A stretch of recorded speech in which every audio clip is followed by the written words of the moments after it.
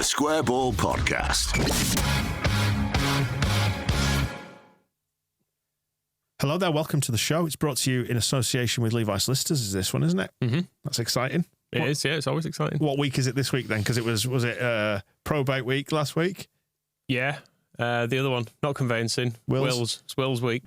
Wills, probate and conveyancing week and all the other legal services that they do, such as?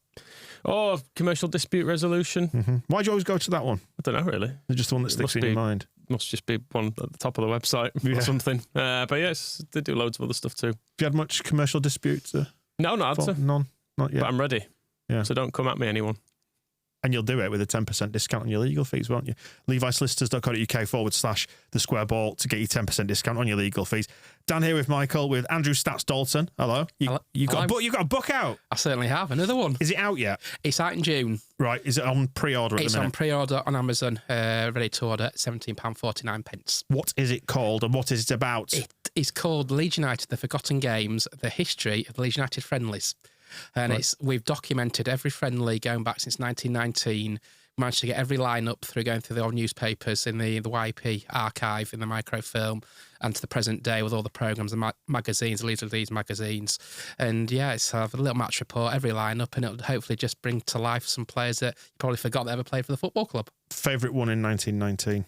I couldn't tell you. Fair one in 1990, I know they kicked off. The first ever game was actually Yorkshire Amateurs back in 1919 before Leeds United were elected into the second division to replace Leeds City, and obviously kicked off their season against Port Vale back in, I think, September 1920. So that's the first ever game that Leeds United played as Yorkshire Amateurs back in 1919. Good stuff. Lucy Ward has done the foreword, so I suppose we could lead off on that point, couldn't we? And talk about Lucas Radabase's testimonial. Is that officially falling under the umbrella of a friendly? Yes, and the reason I picked Lucy to do that is I think women's football is massive at the moment, and I wanted to sort of catch on that really, and Lucy did a magnificent job at Leeds United, sort of late 2000s role as well, and she's a good friend of mine as well, and the Lucas Radabase testimonial, which was on my birthday actually back on May the 2nd, 2005, was a game to remember really, because all the stars sort of came back out. Jedi Kochik played for the opposition. That Leeds had the quartet, the midfield that won the title with Speed, Gary McAllister, David Batting, Gordon Strachan all coming back. Obviously, Jimmy Floyd Hasbank played. Clyde Vineyard played. I think Chris Kamara played as well. Bruce Grobbelaar in goal, who was sort of my era back in the early 90s. And Lucy scored a brilliant goal, I think, before being chopped down by Vinnie Jones. Yeah, it was a brutal assault. It certainly was. I wasn't. Did you go to this one? I didn't go to this one. So what did I miss out on? It was just a really, really happy day in a period that had been fairly awful for us. Because we had sort of the financial fallout, and it felt like everything was going wrong at Leeds, and then you had that day where you got to see all the people you liked again, and Jimmy Floyd Hasselbank. Did we like him at that point? It's weird. There was a sort of forgiveness by this point, and I got to see Tony Yeboah again, who was not quite the player I remembered. There was a moment where you thought, well, obviously he's put weight on, you can see that. There were always debates around his age anyway, so you thought, well, he's maybe not going to be quite the player we remember, but he'll still have a good touch, and he'll still probably got a shot in him. And then he got the ball, and you were like, oh, shit. Did he? I know I wasn't there, but did he look like a man who'd not touched a football in 5 years? He really fell over it at one point. I remember him trying to trap a simple ball and just stood on it and fell over. It looked like a kid with playing football for the first time, and it was that was a bit of a shame. So what summer was that again? Remind me. That was 2005. So yeah. Literally, Lucas had been injured, got injured at Wolves.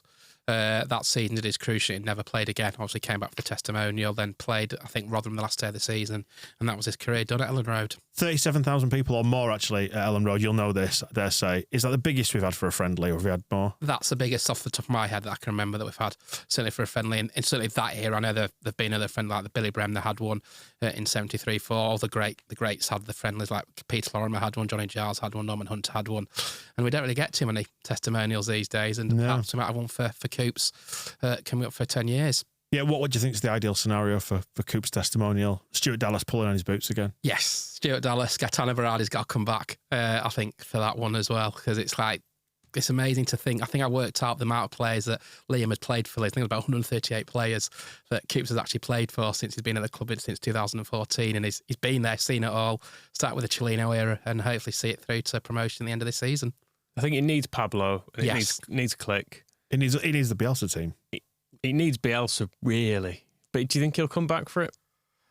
Probably not. I'd love him to come back for it, but whether he does or not remains to be seen. We're talking about this as if it's happening. It's just sort of vague speculation, isn't it, that they'll do something? If we can wish it into being, I think. Okay, that seems fine. If we talk about it enough, yeah. So we're in the international break at the minute. International friendlies, actually. Valencia, I don't remember this. When was Valencia? 2004, summer of 2004. We had just been relegated from the Premier League. And I think we had a Polish left-back called Tomasz Raja, who had scored at Darlington, I think, earlier that week. And he played in that game. And I think it was the first game Paul Butler, captain Leeds at Ellen Road in the Sky Blue away kit back then. Right. So this book is kind of centred around, and is it right that the inspiration for it is players that you've kind of names that you've gone, who the hell's that? Yes. Yeah. There's one in particular that played against Mansfield that summer called Brian Tevreden, who was, I think, a Dutch left winger. I think he came off the bench. I think he played 20 minutes and never seen again. And in that team that day was Craig Hignett, or on the bench that day was Craig Hignett, Mark Kinsella, Danny Cadamarteri, Brian Dean, Steve Guppy. So we had a real range of sort of ex-Premier League legends, so I won't say legends, but Premier League players that had kind of looking for contracts. I think the late Chris Bat-Williams played that game as well. So that's kind of the inspiration to try and find out a bit more about the players you think, wow, do they actually play in friendlies or testimonials for Leeds? I'm just reading the notes from it. The bit in the book here, Simon Walton's red card, I do remember it now. And it was he was only 16 at the time, and there was an absolute wrecking ball of a man. Just like, as he stayed throughout his career, really. He was kind of very physical for a child. Yeah, the successor to Alan Smith, he kind of inherited that mantle in terms of getting the cards and going absolutely nuts. Yeah, he was a very different type of 16-year-old midfielder to like Archie Gray, for example, when he would have come in the team and looked quite classy. Simon Walton looked big for his age and imposing, I suppose you would say. Yeah, and around that same time as well, I said just we picked out a few dates, games, seasons, pre-seasons to have a chat about from the books. There's bloody loads, but some that stick out in our memory. And is this because we got doomed, Michael, that you picked out 2003-04 from around that era? Well, just because it looks on paper like a terrible pre-season, and sometimes you have a bad pre-season followed by a good season. 03-04, the signs were all there that we were just going to have a shocker. And including Mark Viduka, not quite getting sent off, but they asked for him to be removed. Yes, that was against York City at Bootham Crescent. I think the referee at the time had a word with Peter Reid and said, look, he's going to get sent off if you don't take him off. So I think that was also the pre-season that Jody Morris got into a fight at Turf Moor against Burnley, and that kind of set the tone for his the least of months. his crimes.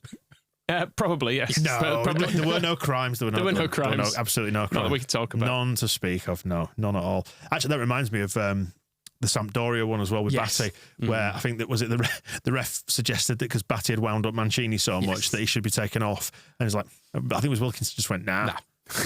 He can stay on. What's he done wrong? That performance from Batty is one of the greatest things you've ever seen. It's when the camera goes to him and he's winking at Gary McAllister, having just booted him again, and they're all furious about it, and you can see he's just going... And in my mind, he's wiping his nose on his sleeve as well. It's like, I don't give a shit. Sorry, but anyway, distracting us from 2003-04. York, near sending off. What else then? Burnley. 20-man brawl. Defeat at third division Hull. Losing to David O'Leary, the whole thing is cursed. Yeah. And sure enough, a terrible season followed. Lost 2-0 to Shelbourne. We went over and did Shelbourne quite a few times, actually, in pre-season, me and my dad. They feature a lot in this book. Yes, obviously, certainly well back to the early 90s at Leeds, went over to Ireland, even end of season tours, I think 1990-91, they went over to Shelbourne, then again 91-92, and obviously there's a big Irish contingent of Leeds United fans over in Ireland as well, so it came kind of a bit of a regular thing, and then it just kind of stopped, and they went to Italy, they went to South Africa with the late Phil Masinga to play in a tournament against, I think it was Mamelodi Sundowns and Benfica in 95-96, and then they've been sort of all over the country, Malaysia, Australia. They also played in the Tokyo Dome against Botafogo in the championship winning season. I know somebody who went to that. Yes. One of my dad's mates, just refused to miss any Leeds game, so he went to that. Went to Japan to watch a friendly, which is nuts, isn't it? Actually, it's a good excuse, though. Well, yeah, it gets you out of the house, doesn't it? I've got to go, really. Yeah, because if I don't, you know what, the bad thing will happen. The games against Shelbourne, there was one, I think was it Shelbourne in that tournament? You'd be able to tell me, actually. We played Liverpool in the tournament That was in 98-9. That was the Carlsberg Trophy. We played Lazio. Yeah. Yeah, and in the Carlsberg semi-finals, St Pat's played Liverpool in the other game. So was it St Pat's that we played? We played Lazio, beat Lazio on penalties. Lee Matthews scored the winning penalty live on Channel 5, and then lost 2-0 to Liverpool the day later. Yes, because we flew out for that. And I remember was it Leeds Bradford we flew from? It must have been. But on the flight out, just looked on the row in front, and Mark Wright was sat there. He was flying out, and I think he did co-coms. He did indeed. Yes. For Channel 5. That's right. Yes. My dad spent that. It's only short flights, so hop up and down, isn't it, to Dublin? Just chewing Mark Wright's ear off. poor fella probably wished there was business class, but it was just a Ryanair flight over to there. What else have we got? Then what have you picked out, Michael? You've got a few others. Well, if you want just the sheer volume of trialists, the -15 summer is a good place to go. Yeah. I looked at, again, to go back to Shelburne again, I look at this team and I just think, nope, not heard of him. Vaguely remember him playing for some other teams. Russell Fry, no. Danny Gay, not a clue. Am I right in thinking it took us right up until the eve of the Tranmere game right, yeah. for us to get basically permission to play in the league? Yeah, and we had transfer embargo for a large portion of that summer. Yeah. I'm not entirely sure when it lifted, but I know we had players who were kind of lined up to sign, but we couldn't sign them until it was like, well, we promise we will sign you when we're allowed. Was kind of the deal. But unfortunately for Graham Coughlin, Who's now manager of Newport County. Yeah. Oh, is right. it? Oh, it's him, is it? There's some great names like Paul Bowersheen, who played at Derby and Walsall. Russell Fry, I think, came from Hull. Who's Danny Gay? I thought it might have been a typo on Danny Hay, but it's not. No, He's actually a keeper. It's a goalkeeper, young goalkeeper. The him was Nick Hamann, who had on trial from Chelsea. And as you rightly say, we couldn't buy anyone, I think, to the last 48 hours leading up to the Tranmere Rovers game. And all of a sudden, Dennis Wise brought all these players in that kind of been on trial. Even Prutz was on trial in Shelburne. I think actually scored one of the goals against Shelburne. But the York City game was crazy in the Shelburne game because we had last season's kit from 2006-7 with the sponsorship literally blanked out because we couldn't have a new sponsor, and the new kit came out I think the week beforehand, and they're just trialist after trialist. Liam Constantine started on trial before he signed. I thought he was going to actually be a good decent signing from Leeds from Port Vale, but got injured. And I remember I think Jermaine Beckford got sent off in Germany in a game, and it was just that pre-season was just absolutely chaotic, what was coming or going. And I think you mentioned off-air the Burnley game that we lost 2-0 at. I think Chesil Candela had about 400 chances. And I think that the sort of chance where shoes off if you want the EFL to sort it out kind of things. We didn't have a clue what was going on at that junction. It was only literally a week before, I think we played Wigan in a friendly. Dennis Wise came out with a quote that they've cut my arms and legs and my balls off because we had the 15 points deducted. So it was an absolute crazy summer. But for me, to look at the trialists, like another one was Jamie Mullen, who came from Manchester United, that players you'd probably never heard of or never even thought would play for the club. So, yeah, there's some real names in there that you think, wow, they actually kicked the ball in a Leeds United shirt. And you forget, don't you, like, what's that? I don't know, maths is right. Is it 17 years? For what? 2007. Is that 17 years ago? Yeah. When you think about, like, the outbreak of common sense that's happened recently, and I'm thinking probably since Victor went, but even relative to this era when Victor Orta was here, it all seemed quite normal and sensible. And it was absolutely insane, was that summer, wasn't it? Yeah. It was completely batshit mental. We didn't even know if we were going to have a club. No. All of Ken's making. So thank you for that. Yeah. He saved Leeds United. He got saved us again, though, didn't he? Which was nice that summer. Yeah. I mean, saved us, from Krasner and that. What a guy. How good? How many times can one man do it? And then he sort of took over again, didn't he, when he then later announced that he did own it. And again, just looking, this is the same summer then, Union Berlin, Slovan Liberec, I remember this? Dynamo Dresden was cancelled on police advice. Yes, yeah. And then they managed to sort out a game against Slovan Liberec, still in Germany, somehow. So it was like just a chaotic pre-season tour, basically. I think they had an international called Akel Maloud who came in one of the games. Never seen. I think it was a French international. We did. Yes, right. We did. Yeah, and again played one game, never seen again. But there's so many players, and like we played, I think in Slovenia or Slovakia in 2010 under Grayson, and we had two trialists that had played for the opposition that played for Leeds for 45 minutes. So there's some little stories in there. You think, wow, I've never even heard of them. They put the lad on the other side. I'm just noting from that pre-season, Beckford scoring his first at Ellen Road in a 2-1 defeat against Wigan. He did indeed, I think in front of about 8,000 fans, and that was his breakthrough season. And obviously he got his first competitive goal against Southend United in a 4-1 victory a couple of weeks later.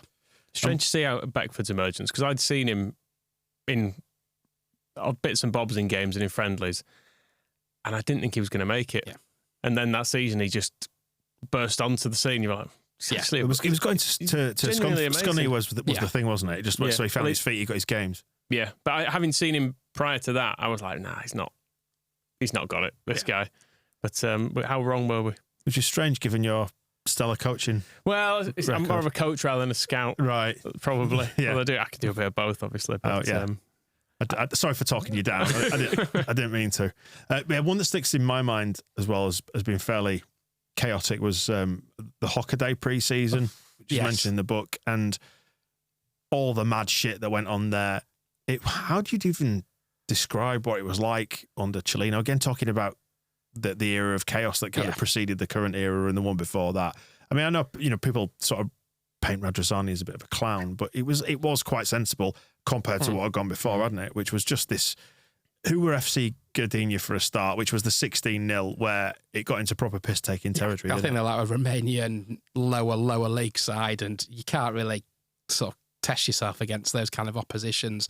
And I remember going to Mansfield again that pre-season, and we got beat, and I think Steve Morrison gave a ball away and at least conceded a penalty. Then I went to Chesterfield, drew 2-2. Rudy Austin scored 2 goals, and that was the last time Liam Cooper played against Leeds, because he played in that pre-season game for Chesterfield. I think then we beat Swindon and we beat Dundee at Ellen Road, and there's a great story that Cellino actually went in with Hockaday and absolutely had a go at him. We won 2-0 against Dundee.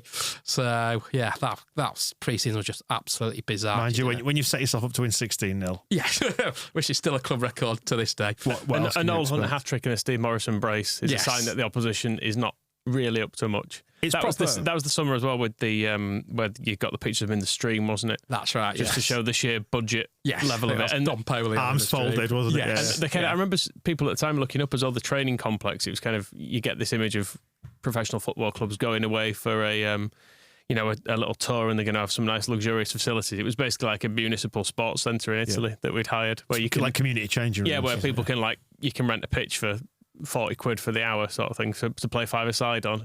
It was that kind of a place we'd gone to. And the worst thing about that pre-season was supposed to play another Romanian side, never turned up, so we played White versus Golds.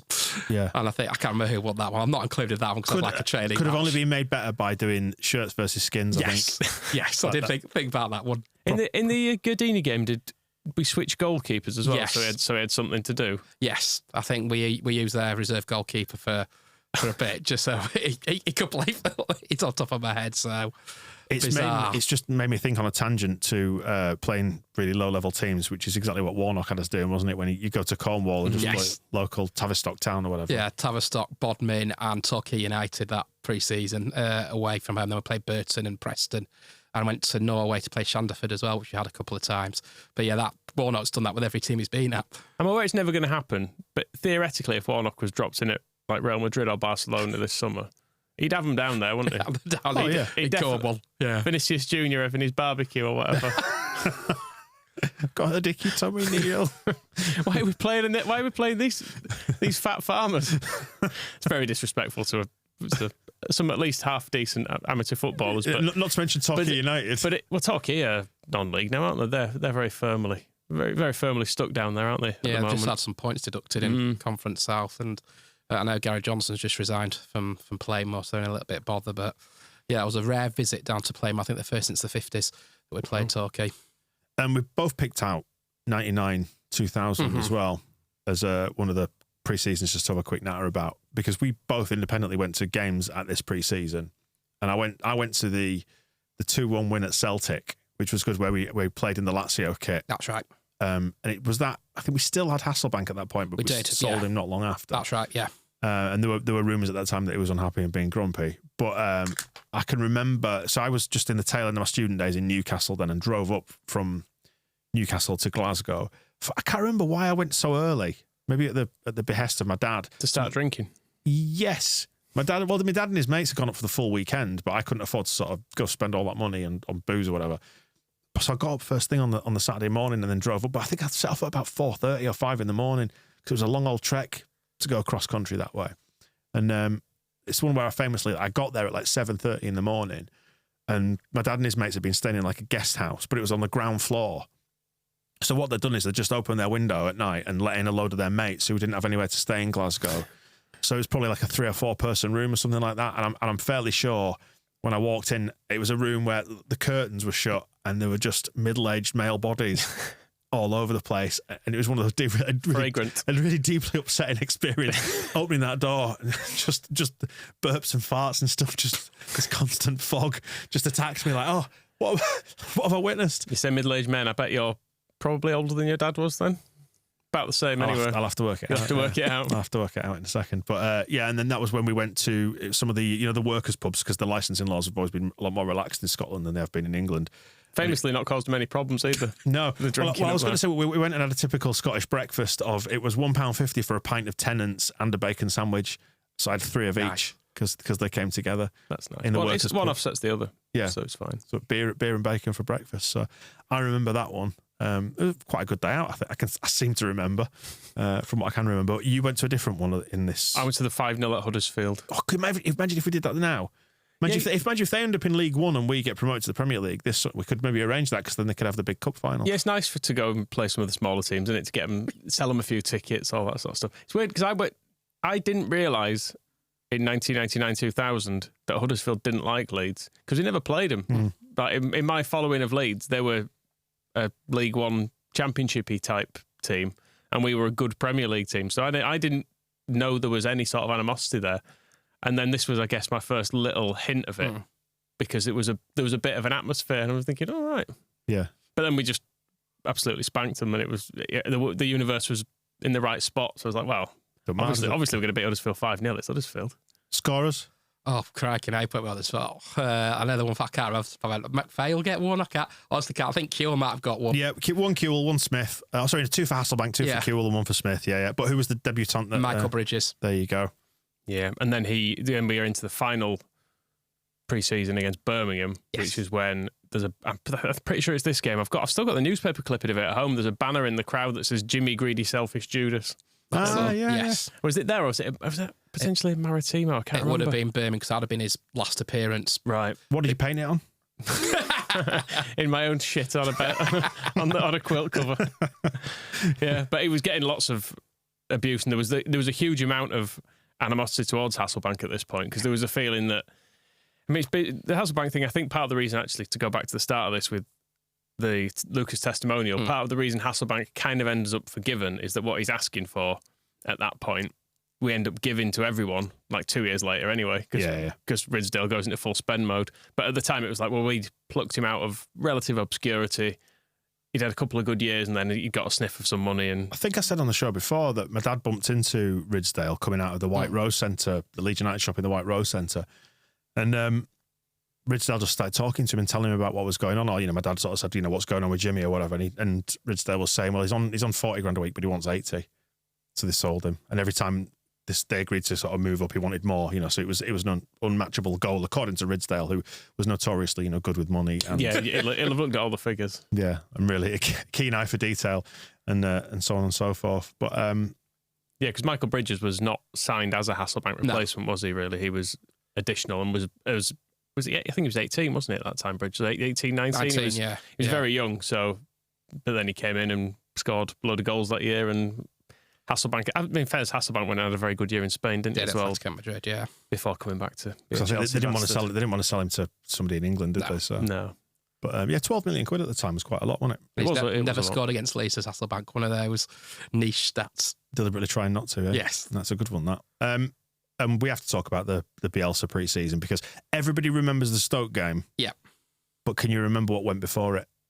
Ish. He can. I can. I read it in the book, and then I was like, oh yeah, I do remember this. The first ever Bielsa game against Forest Green Rovers down at the New Lawn in Gloucester in the summer of 2018. Leeds won 2-1. Luke Ayling and Kemar Roof got the goals, and they will go down in history as the first ever goal scorers under Marcelo Bielsa at Leeds United. And what else did we have then? So it was the Forest Green as well was when we first started hearing of the way Bielsa worked, because he'd for pre-seasons, I imagine most people just turn up at lower league opposition and give the players a run out, whereas Bielsa had watched tapes of Forest Green. That was the full dossier, wasn't it? Yes, for a completely meaningless game, and he'd got data on it. Who was the youth we ended up signing from Forest Green? And was it off the basis of this Jordan game? Stevens? Could have been. Yes, we did get Jordan Stevens. Yeah. Or did he end up there afterwards? I can't remember. He might have ended up there. I think he's there now. Is he there now at Forest Green Rovers? We might have signed a Forest Green Rovers player. I'm sure we got what was it, Leaf? Not Leaf Davis. Or am I associating Leaves with Forests? That was Morecambe, Leaf Yeah, Davis. I'll come back to you on this. I'm going to Google Ollie it. Casey had a loan period at Forest Green as well, didn't he? Yes. I'm sure there was some youth that we saw them and we ended up hoovering them up or whatever. But anyway, he was on to York, wasn't it? Yes. When and this is the Mateus Click, the turning point for Click here, which I think is obviously significant in the recent history of Leeds, isn't it? That one hugely. Yeah, because he's in at York with what is clearly a load of reserve players, and he's not really. It was the maybe group, group, wasn't it? The maybe group. So he's in there with. He hits the bar in this. Sam Dolby scores the rebound. He's out Wrexham. Sam Dolby. He is, yes. So he's kind of famous. And I think that game we way. had Yokosi Ideguchi, I think I pronounced that right, that played in that game. And yeah, he kind of utilised his squad quite a bit there, did Bielsa in that particular game at Kit Kat Crescent, or Bootham Crescent, whatever you want to call it nowadays. Yeah, Jordan Stevens, it wasn't. It was arranged as part of the deal that from us taking him from Forest Green to Leeds, was we played him in a friendly. There you go, I knew it. Going to write a book now. I remembered a fact.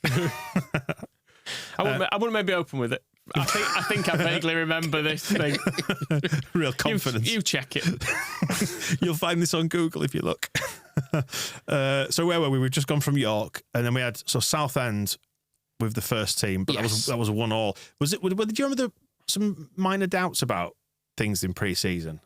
Because people always read far too much into pre-season games. People saying, what's going on here? And it was the defeat at Oxford, wasn't it? Yes. It was the defeat at Oxford. Might have been 4 down at Oxford and got it back to 4-3. That was Jack Clark's sort of first breakthrough in that game. I think Lewis Baker might have even played in that particular game. Never really made it at Leeds, unfortunately, on his loan spell. So, yeah, I think we played York, Guiseley, Southend, and then I think we finished off with Las Palmas at Ellen Road for the first time under Bielsa, and then all hell broke loose against Stoke City a week later. An away trip to Las Palmas would have been nice, wouldn't it? That would have been decent. Pre-season But yeah, the Las Palmas game, Vieira's still playing in that, isn't he? And then he's obviously sold. Forshaw, I think, injured at this stage. Probably. As standard, and then Click comes in and then never, ever leaves the team. Yeah. He's then cursed to play every game for ever. Until Derby County when he had a few too many. Yeah. Yeah, so I think it was, if I'm right in recalling, that it was post-Oxford game where I think Kinnear was spotted with either Victor Orta or Radrazani or whatever in the car park afterwards, having quite intense discussions around what they needed to do transfer-wise. Well, I think we might need to actually do something here, lads, get some more players in, because this is a bit worrying. Turned out all right, though, in the end, didn't it, that one? Yeah, it's weird, because you can, like you say, when things go well, you can read into it, and when things go badly, you can, but that looks like a completely nondescript set of results against some fairly poor opposition. Then we turn up and we look absolutely amazing. Have you got any favourite things, then, to pull out the book? Things you discovered, you're like, look at that name. Yeah, I think one for me, Gary Lineker's last ever game in England was against Leeds. I was there. Grand Passate, April 1993. Chris White got a brace, and Leeds played in the blue away strip at Ellen Road. I was just going to say, can you remember what kit we played in? Because my mind has it as the blue one, because it was the red and yellow shirt, but it was like white shorts and socks. Yes. Yeah. And I was speaking to an ex-player, I'm going to remain nameless, and they all went out on the drink the night beforehand. Right. They played at Gary Lineker's last ever game in England, so that's a nice little sort of niche little fact. What was that? What was that? I mean, like just a random friendly? Yeah, part of a tournament. I think it was just a random friendly, because Gary obviously went to Japan to play for Grand Passate, and his last ever game in England was against Leeds United. Yeah, I remember, because it was quite a big thing. Yeah. It was quite a big thing at the time, thinking, we're going to see his last game. It's nothing now, isn't it? I mean, going to Japan is quite a thing, but in terms of players going and playing abroad and it being their last game, it felt like, I don't know, he was moving to the other side of the world, but football's become far more global, and you've obviously had Japanese imports coming into the Premier League and stuff now, so it doesn't feel quite as culturally distant, does it? But I remember it's still unusual, though, because he wasn't in his prime, wasn't Lineker, but he'd been a top striker, hadn't he, around that era, certainly. And going to Japan did feel a bit like a strange retirement move. It was not a common path, was it? No. But to be fair, I remember the first season back up after we won the league in 1990 when we played Spurs, when we had the goal wrongly disallowed in Riverade. But in that game, I remember Spurs, and they're all yellow, and it was, I think Gaza played in that, Lineker played in that, Paul Stewart as well. I remember going, bloody hell, these players are all good. I've seen all you lot on the telly. Because then obviously they won the FA Cup that summer. They won in '90, won the FA Cup that season. The end of that season, wasn't it? So they were a good team at that point. But I remember, Gazza coming and just be completely larger than life. And I think it was maybe Gazza that stood out because of the World Cup in the summer of 1990. And he was all anybody was talking about. And we played him not long after that at Ellen Road. I feel like Gazza should have played for us at some point. He'd have been a decent fit. Obviously an awful fit as well, because it'd have, at the various points, the culture of the club, he would have been right in the thick of it and probably causing bother. But the trouble that him and John Sheridan could have got up to. I don't know. I just feel like there are loads of different areas he could have slotted into and been quite good fun. Yeah. Did we ever come close to anybody like that? Have we got any big names there in the list stats that you can think of? I can think of a couple. Sammy Hoopier we had on the trial. Sammy Hoopier played, I'm sure, in a reserve game with Jari Litmanen as well, and Jorge Gladze played in the reserves in 2003-04. Is that right? With Hassan Kashlul as well, who was ex-Southampton player in the Premier League in Aston Villa. If you want not a big name but a big man, Kevin Pressman played in a friendly. He did. For us? Yes. Against... that'd be a test, I'm not sure. Drogheda United. Gary Kelly went over, because that's where Kells started his career in Ireland, and Kevin Pressman actually played in that game in, I think, March 2005. We had an international break. So, sort of this time in 2005, 19 years ago. I remember seeing Pressman, because I think we signed him as...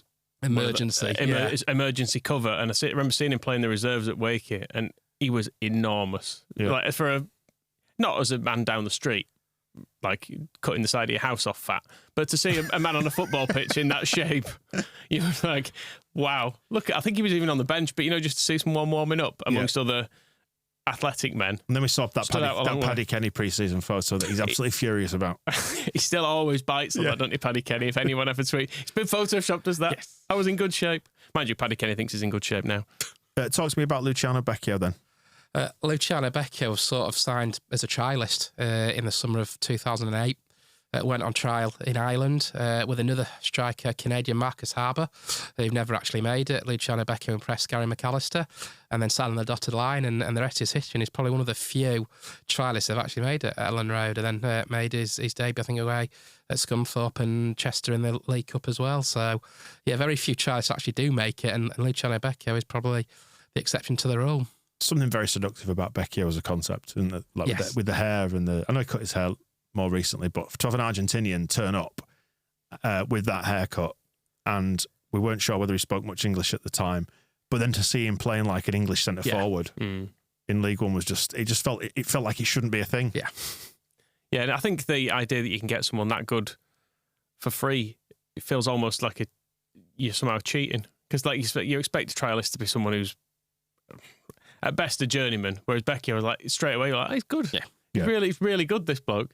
Although I seem to remember Harbour, is it Harbour or Haber? Harbour, I've been sure. I think, He went on and played for a few different teams, didn't he? Around like English football, I'm sure he had a few games. But I saw him play because he played at Galway. I was at that game. Yeah, which I don't truthfully remember a thing about. Why? Guinness. All I can really remember is Alan Martin coming on. Guinness? And my mate just chatting to him for the whole game. Gat, Gat. Yes. He's just talking to a very funny man. Just talking to Alan Martin the whole game and just just taking the piss of him. Did Alan Martin did he have a vaguely terrified look on his? I seem to remember he took it fairly well, right. But I don't think Alan Martin ever played for us, did he? Really? I played in friendlies. Was on the bench a few times, but never actually made a first team appearance. I think he played against York in a 3-3 in the 2009-10 season.